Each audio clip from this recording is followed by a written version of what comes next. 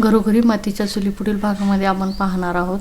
मकरंद ऐश्वर्याला फोन करतो आणि तिला म्हणतो की माझ्याकडे एक ब्रेकिंग न्यूज आहे. तेव्हा ऐश्वर्या म्हणते कसली न्यूज? मकरंद म्हणतो ऋषिकेश रणदिवे, आपण ज्या गोडाऊनला आग लावली होती त्या गोडाऊनचा मालक पाटीलचा खून ऋषिकेशने केला आहे. इकडे आपण पाहतो माया मकरंदला म्हणते की जानकी ज्या ऋषिकेशला हिरा समजत आहे त्या हिऱ्याचा आता चुरा होणार आहे. इकडे आपण पाहतो ऋषिकेश आणि जानकी घरी असतात तेव्हा गावकरी मंडळी पाटीलची बॉडी घेऊन ऋषिकेशच्या घरी येतात. तेव्हा त्याची पत्नी पैशासाठी माझ्या नवऱ्याचा खून केला आहे आणि तिथली एक महिला म्हणते की ह्याने दगडाने चिचून पाटलांचा खून केला आहे. तेव्हा तिथला एक माणूस म्हणतो की मोठ्या बापाची औलाद आहेस म्हणून काय झालं, तू कुणाचा पण खून करत फिरतोस का काय? तेव्हा ऋषिकेशला राग येतो आणि ऋषिकेश त्या माणसाला म्हणतो की एक शब्द जरी आणखीन बोललास तर मी तुझा इथे जीव घेईन. तेव्हा तो माणूस म्हणतो की बघा त्याच्या तोंडानेच कबूल झाला आहे की ह्यानेच खून केला आहे.